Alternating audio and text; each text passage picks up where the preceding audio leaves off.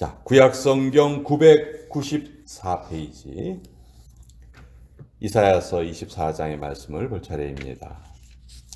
이사야서 24장 1절로 6절까지 그리고 16절 이렇게 두 부분을 보도록 하겠습니다.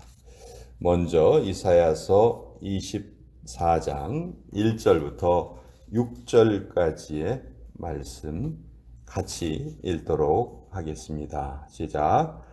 보라, 여호와께서 땅을 공허하게 하시며 황폐하게 하시며 지면을 뒤집어 엎으시고 그 주민을 흩으시리니 백성과 제사장이 같을 것이며 종과 상전이 같을 것이며 여종과 여주인이 같을 것이며 사는 자와 파는 자가 같을 것이며 빌려주는 자와 빌리는 자가 같을 것이며 이자를 받는 자와 이자를 내는 자가 같을 것이라. 땅이 온전히 공허하게 되고 온전히 황무하게 되리라. 여호와께서 이 말씀을 하셨느니라. 땅이 슬퍼하고 쇠잔하며 세계가 쇠약하고 쇠잔하며 세상 백성 중에 높은 자가 쇠약하며 땅이 또한 그 주민 아래서 더럽게 되었으니 이는 그들이 율법을 범하며 율례를 어기며 영원한 언약을 깨뜨렸음이라. 그러므로 저주가 땅을 삼켰고 그 중에 사는 자들이 정죄함을 당하였고 땅의 주민이 불타서 남은 자가 적도다. 16절의 말씀 같이 읽습니다. 시작. 땅 끝에서부터 노래하는 소리가 의리에게 들리기를 의로우신 이에게 영광을 돌리세 하도다. 그러나 나는 이르기를 나는 쇠잔하였고 나는 쇠잔하였으니 내게 화가 있도다. 배신자들은 배신하고 배신자들이 크게 배신하였도다. 하나님의 말씀입니다. 아멘. 자, 이사야서 24장부터 27장까지는 그 내용이 마치 요한계시록으로 우리가 읽는 거와 아주 비슷합니다. 그래서 이사야서 안에 있는 계시록이다. 그런 별명이 있는 부분이 이사야서 24장부터 27장까지의 내용이에요. 온 땅의 거민들에게 심판이 임한다 하는 것이 이 부분의 주제입니다. 자, 오늘날 많은 영화나 책이나 이런 것들이 인류의 종말을 상상하고 그런 스토리들을 또 소개하고 있죠. 소행성이 지구에 충돌을 해서 지구가 멸망한다. 혹은 핵전쟁이 일어나서 기계가 사람은 다 핵전쟁 때문에 죽고 몇몇 살아남은 사람들만 지하에 숨어 있고 지상에는 기계들이 온 세계를 지배한다. 그런 영화도 있었고요. 또 우리가 이번에 코로나 바이러스를 경험을 했죠. 우리가 전혀 생각하지도 못했던 그런 세균들이 인류를 멸망시킬 것이다. 지진이 일어날 것이다. 자연재해가 일어날 것이다. 그런 것들이 우리 인류의 종말을 가져온다 하는 그런 내용들이 아주 흥미롭게 다루어집니다. 그런 일이 있겠어 이렇게 우리가 가볍게 넘어갈 수만은 없는 것 같아요. 피할 수 없는 우리가 꼭 풀어내야 할 주제다. 언젠가 미국 사람들의 의식을 조사해 봤더니 미국 사람들 중에 5명 중에 1명 정도가 내가 살아있는 이 생애 중에 아마 지구가 종말을 맞이할 것 같다. 그런 생각을 한다는 통계도 발표된 적이 있었습니다. 그렇지만 성경은 분명히 말씀하시죠. 언제 종말이 올지 아무도 모른다. 그러나 성경은 분명히 종말이 언젠가는 온다 하는 것만은 확실하게 우리에게 알려주고 계시는 거죠. 그리고 우리는 지금 그 재앙의 강도 또 재앙의 빈도 이런 것이 점점 더 증가하는 그런 시기에 살고 있다는 것은 분명히 우리가 알 수가 있어요. 그렇죠? 사건 사고 소식도 많고 최근에도 태풍이 불어온다고 해서 지금 학교도 휴교를 하고 그런 상황입니다. 자, 우리가 여기 성경을 읽으면서 생기는 의문 가운데 하나가 이겁니다. 여호와는 유대인이 섬기는 그런 신이 아닌가? 또 이스라엘이라는 나라는 뭐 세계 역사상 보면은 뭐 전 세계를 지배했다든지 뭐 인구가 많다든지 뭐 면적이 넓다든지 그런 나라가 아니잖아요. 아주 조그마한 나라예요. 조그마한 나라에서 섬기는 그 사람들이 섬기는 여호와. 그 여호와가 어떻게 온 세계의 종말을 이렇게 예언할 수 있나? 이게 아주 의문을 가질 만한 내용입니다. 그렇죠? 이사야가 지금 예수님이 태어나시기 전에 한 700년 전의 사람이었으니까 지금으로부터 약 2700년 전, 한 근 3000년 전의 사람이에요. 근데 그 이사야는 마치 온 세계 전체의 운명을 자기 눈앞에 내다보고 있는 것처럼 그렇게 예언을 하고 있거든요. 이것이 우리 믿음의 신비죠. 저나 여러분이나 다 이 믿음의 신비를 깨닫고 또 그것을 고백한 사람들이에요. 이스라엘의 하나님은 그 조그마한 한 나라의 하나님이 아니시고 온 우주의 하나님이시다. 이것을 우리는 알고 있는 것이죠. 그것을 모르는 사람들은 아직도 야, 그거 이스라엘의 민족신이야. 그걸 왜 믿어? 우리가 유대인이냐? 왜 우리가 하나님을 믿냐?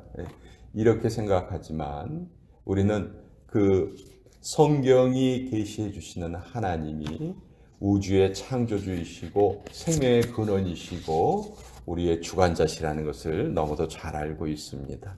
그래서 이사야서뿐만이 아니고 성경에 있는 모든 예언자들이 예언을 선포할 때 아주 거창하게 선포합니다. 온 땅이여 들으라, 하늘이여 들으라, 이런 식으로 온 세계를 대상으로 예언을 선포하고 있어요.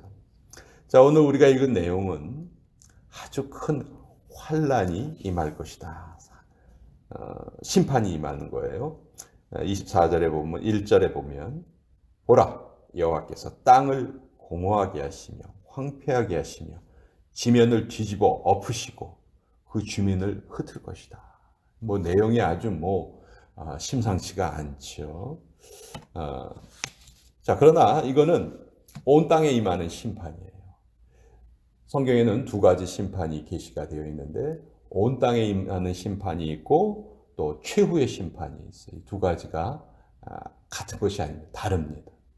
최후의 심판은 악의 존재, 쉽게 말해서 사탄과 그를 추종하는 자들, 불신자들, 그들을 향한 마지막 심판이 최후의 심판이고요. 반면에 그 전에, 최후의 심판이 있기 전에 성도건, 신자건, 불신자건 모든 사람들이 동일하게 겪는 그런 어려움이 있어요.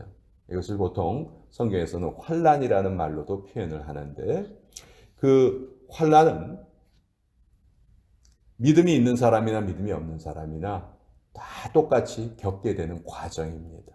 그 과정 후에 이제 최후의 심판이 있게 되는 것이죠. 자, 이런 심판은 왜 임하는가? 또 심판이 임할 때 어떤 일이 벌어지는가? 4절에 보면요. 땅이 슬퍼하고 쇠잔하며 세계가 쇠약하고 쇠잔하며 세상 백성 중에 높은 자가 쇠약하며 또 땅이 또한 그 주민 아래에서 더럽게 되었다.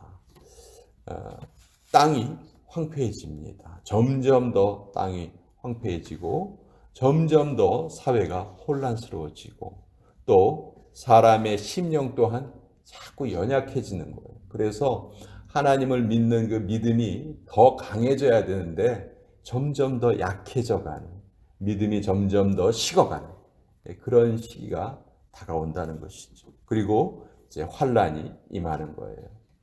또 전 세계적으로 큰 기상의 변화도 지금 일어나고 있죠. 바닷물의 온도가 지금 계속 수온이 상승하고 있다고 하죠. 0.5도인가 몰랐다고 하는데, 그 0.5도 오른 게 그 대수야. 그 바닷물 0.5도 오른 게. 근데요, 바닷물 평균 온도가 0.5도가 올라가면 이 사람들에게 나타나는 질병의 발생률이 10%가 높아진대요. 또 물에 잠기는 지금 땅들이, 육지들이 점점 더 늘어나가고 있습니다. 바닷물이 온도가 높아지면 계속해서 북극이나 남극에 있는 빙하가 녹아내리고요. 그 녹아내린 것이 수면을 상승시키고, 그러면 땅이 물에 잠기고, 이 템파도 이 바닷가 항구 도시인데 바다 옆에 바로 접해 있는데, 가끔 제가 그 템파 이렇게 바닷가를 가까이 가보면은 너무너무 바다가 지면이랑 높이가 그렇게 크게 차이가 안 나더라고요. 또 우리가 알고 있는 바다는 그래도 좀 이렇게 땅에서 이렇게 조금 밑으로 내려가 있고 그런 거를 상상하기 쉬운데, 가끔 그런 생각이 들어요. 저 바닷물이 넘치지 않을까 하는 그런 생각이 들기도 하는데, 그런 상황이 지금 계속 벌어지고 있다는 것이죠. 자, 왜 이런 환란이 벌어지는가? 5절에 분명히 그 이유가 나와 있습니다.